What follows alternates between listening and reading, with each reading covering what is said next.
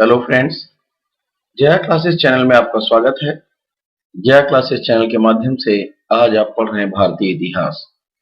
और भारतीय इतिहास में आज आप इस वीडियो में देखेंगे इससे संबंधित कुछ महत्वपूर्ण प्रश्न जो आपकी परीक्षाओं में पूछे जाते हैं।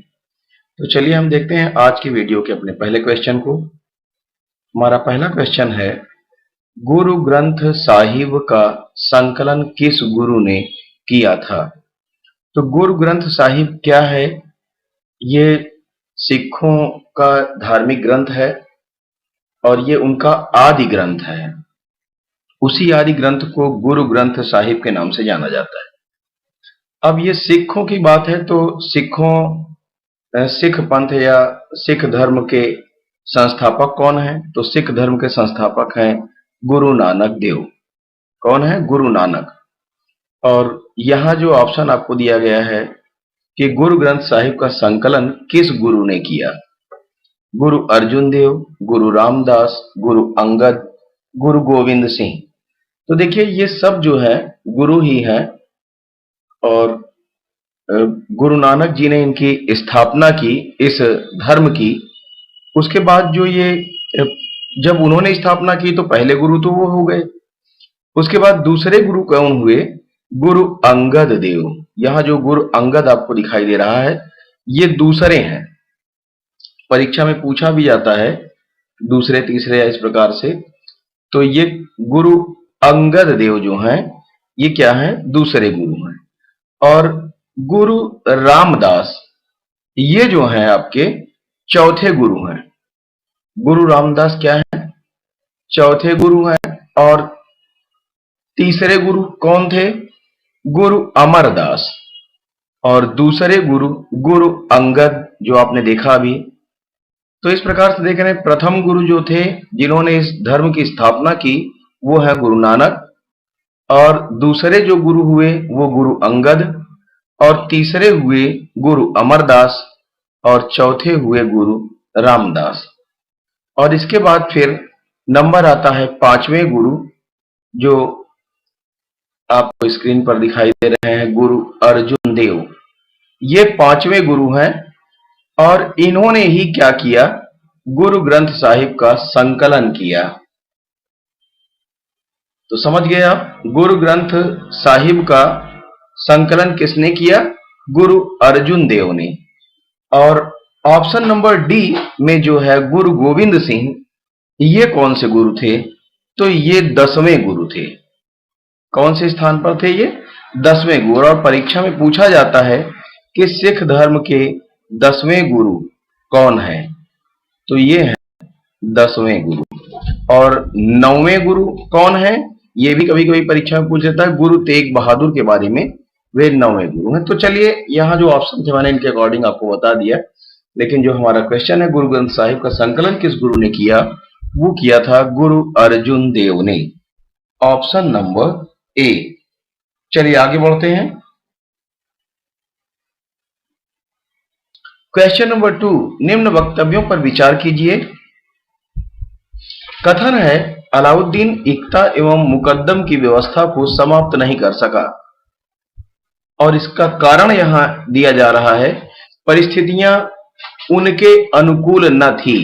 ये कारण इसके लिए सही है या गलत है? कथन जो है उसको हम सही मानते हैं और कारण को हम देखते हैं कि सही है या गलत है।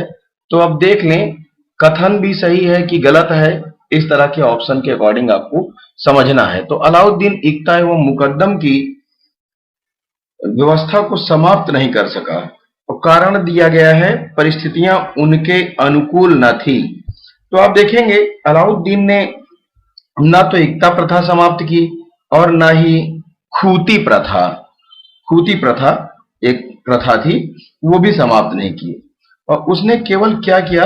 स्वामियों के विशेषाधिकार को समाप्त कर दिया। और वो क्यों?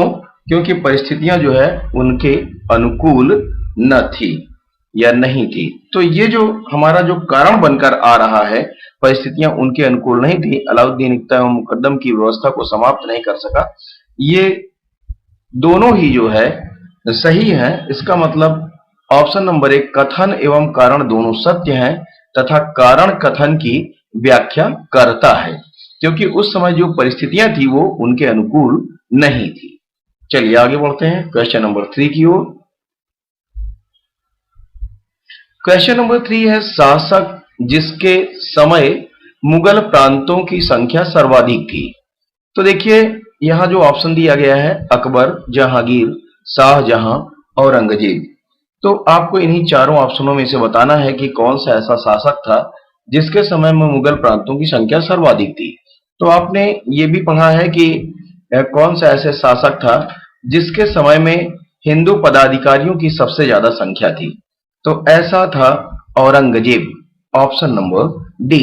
अब जरूरत यहां यह है कि जब पदाधिकारी ज्यादा थे या मंत्री ज्यादा थे तो ऐसी दशा में प्रांत भी ज्यादा रहे होंगे। इसका मतलब ये ऑप्शन डी ही राइट ऑप्शन हो जाएगा इस क्वेश्चन के लिए, कि ऐसा शासक जिसके समय में मुगल प्रांतों की संख्या सर्वाधिक थी वो कौन है, वो है औरंगजेब। तो औरंगजेब के समय में मुगल प्रांतों की संख्या जो है वो सर्वाधिक थी, और कितनी थी, 21 थी। अकबर के समय में जो प्रारंभिक जो समय था अकबर का, उसके समय में प्रांतों की संख्या 12 थी। अकबर के समय में कितनी थी, 12 थी, और इनके समय में कितनी हो गई, 21। मतलब 2 पहले और 1 बाद में, जस्ट अपोजिट हो गया। तो आप देख रहे हैं कि कितना अंतर हो गया, जो बहुत ज्यादा अंतर आपको दिखाई दे रहा है। तो वहां मतलब ये कि अकबर के प्रारंभिक समय में तो 12 थी, लेकिन बाद में अंत में बढ़ गई थी, जो हो गए थे लगभग 15 प्रांत। तो 12 से बढ़कर ये 15 हुए थे, लेकिन सर्वाधिक प्रांत जो है औरंगजेब के शासनकाल में हुए और उनकी संख्या 21 थी, 21। चलिए अब आगे बढ़ते हैं। लेकिन जहांगीर के शासनकाल की अगर बात देखी जाए तो इस समय लगभग 17 प्रांत थे जहांगीर के शासनकाल में। तो सर्वाधिक जो थे वो औरंगजेब के ही शासनकाल में थे। चलिए आगे बढ़ते हैं क्वेश्चन नंबर 4 की ओर। किस शासक ने सिंचाई कर लगाया था? सिंचाई कर लगाने वाला शासक कौन है? मोहम्मद तुगलक, फिरोज तुगलक, महमूद तुगलक और सिकंदर लोदी। तो देखिए जो हमारा क्वेश्चन है कि किस शासक ने सिंचाई कर लगाया, मतलब सिंचाई पर जो टैक्स लगाया वो कौन सा शासक था। तो फिरोज तुगलक के बारे में हम जानते हैं, जिन्होंने क्या किया, सिंचाई कर लगाया। लेकिन फिरोज तुगलक ने क्या किया, इस्लामी कानूनों के द्वारा स्वीकृत जो 4 टैक्स थे वो 4 टैक्स इन्होंने लगाए थे, और इन्होंने 24 कष्टदायक जो टैक्स एक्स्ट्रा में थे उन टैक्सों को हटा दिया था अपने समय काल में। तो 4 टैक्स कौन है जो शरीयत के अनुसार है, वो है खराज, खम्स, जजिया और जकात। तो देखिए खराज, खम्स, जजिया और जकात जो था वो इनके समय काल में ये टैक्स लगाए गए थे। और इसके अतिरिक्त एक जो सिंचाई की बात है, उलेमा वर्ग की स्वीकृति, मतलब इनके यहाँ जो था उलेमाओं को सम्मान दिया गया था, तो उलेमा वर्ग की जो है बात मानी जाती थी। तो उलेमा वर्ग की स्वीकृति के पश्चात जो सिंचाई कर था वो उसका नाम था हाब ए शर्ब। हाब ए शर्ब जो है ये सिंचाई कर भी उलेमा की स्वीकृति के कारण ही लगाया गया था। उलेमाओं ने इसकी स्वीकृति दी कि आप जो है ये कर लगाएं। तो ये किसने लगाया? फिरोज शाह तुगलक या Firoz Tughlaq, option number B right option होगा इस क्वेश्चन के लिए। चलिए आगे बढ़ते हैं हम क्वेश्चन नंबर 5 की ओर। मुगल काल में काजी उल कुजात संबंधित था, मतलब काजी उल कुजात किसे कहा जाता था या ये पद किसके लिए था? तो काजी उल कुजात जो आपको दिखाई दे रहा है स्क्रीन पर, ये संबंधित था न्याय से, मीन्स ऑप्शन नंबर ए। अब देखते हैं कि मुगल काल में जो काजी उल कुजात था साम्राज्य का प्रधान न्यायाधीश होता था, मतलब साम्राज्य में जो भी न्याय होता था उसके प्रधान जो थे उनको कहा जाता था काजी उल कुजात। जो मुस्लिम कानून के अनुसार न्याय करता था, मतलब मुस्लिम शरीयत के अनुसार जो मुस्लिमों का कानून था उसके अनुसार न्याय करता था। और इनकी सहायता के लिए मुफ्ती होते थे, जो क्या करते थे, इनको कानून की व्याख्या करके इनको बताया करते थे कि हमारे कानून में ऐसा है, इसके अनुसार आप ऐसा कर सकते हैं। तो मुगल काल में बादशाह राज्य का सर्वोच्च न्यायाधीश होता था, लेकिन काजी उल कुजात जो था वो क्या था, न्याय से संबंधित था और प्रधान न्यायाधीश होता था। Means option number A right option होगा इस क्वेश्चन के लिए। चलिए आगे बढ़ते हैं। क्वेश्चन नंबर 6, कबीर की मृत्यु किस स्थान पर हुई? तो कबीर की मृत्यु के लिए ऐसा जैसे स्थान है मगहर, माना जाता है कि मगहर क्या है, नर्क के लिए प्रसिद्ध है, कि मगहर में जिनकी मृत्यु होती है वो नर्क को प्राप्त करते हैं। तो कबीर जी ने क्या कहा, अपने मृत्यु के समय कहा कि मुझे मगहर ले चलिए, और इनकी जो मृत्यु हुई वो कहाँ हुई, मगहर में। Means option number C right option होगा क्वेश्चन कबीर की मृत्यु स्थान के लिए। तो कबीर की जो मृत्यु का स्थान है वो है मगहर। बहुत इंपॉर्टेंट है, हिंदी में भी पूछा जाता है। चलिए आगे बढ़ते हैं क्वेश्चन नंबर 7 की ओर। क्वेश्चन नंबर 7 है, सन 1775 में मराठों एवं अंग्रेजों के बीच हुए समझौते के अनुसार कौन पेशवा बना? तो देखिए सन 1775 की बात की जा रही है। उस समय जो मराठों और अंग्रेजों के बीच समझौता हुआ उसमें पेशवा बने थे Madhav Rao. Means option number A. आगे बढ़ते हैं क्वेश्चन नंबर 8 की ओर। क्वेश्चन नंबर 8 है, इसमें वक्तव्य दिए गया है और इन वक्तव्यों को समझकर विचार करके हमें बताना है। कथन है, शिवाजी ने पुरंदर की संधि को स्वीकार किया। कारण दिया गया है, उसने संघर्ष करने की क्षमता को त्याग दिया था।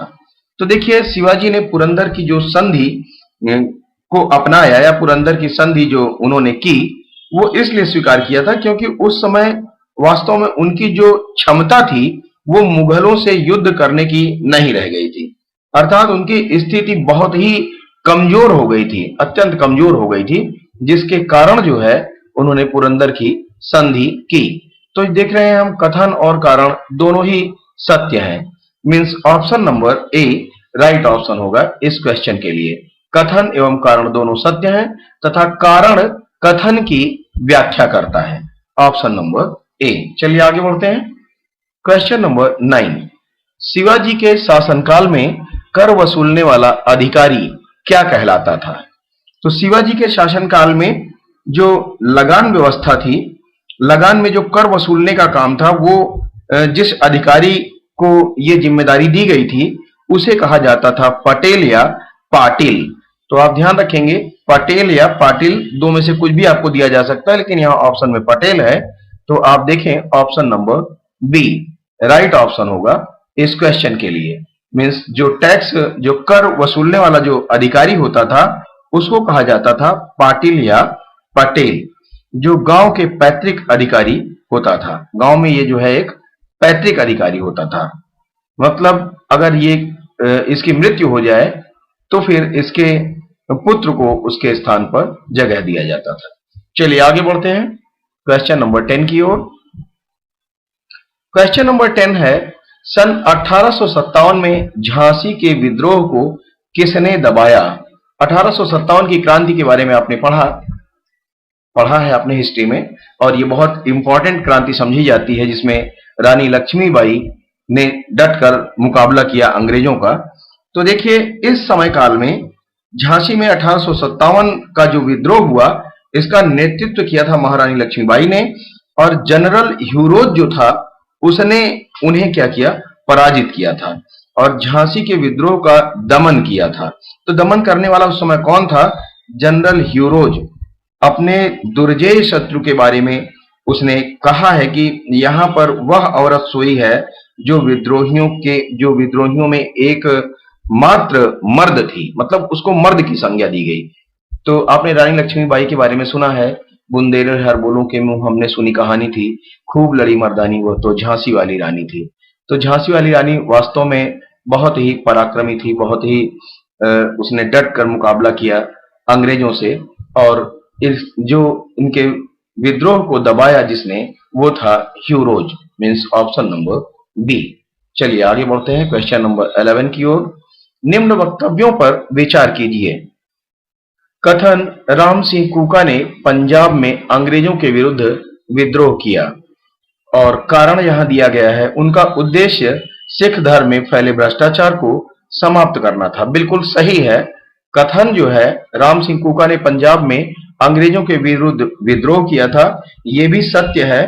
और जो इसमें दिया गया है कारण इसका कि उनका उद्देश्य सिख धर्म में फैले भ्रष्टाचार को समाप्त करना था, ये बिल्कुल सत्य है। इस हिसाब से ऑप्शन नंबर ए में हम देख पा रहे हैं कथन एवं कारण दोनों सत्य हैं। कथन की व्याख्या, कारण जो है वो कथन की व्याख्या करता है, तो option number A right option होगा।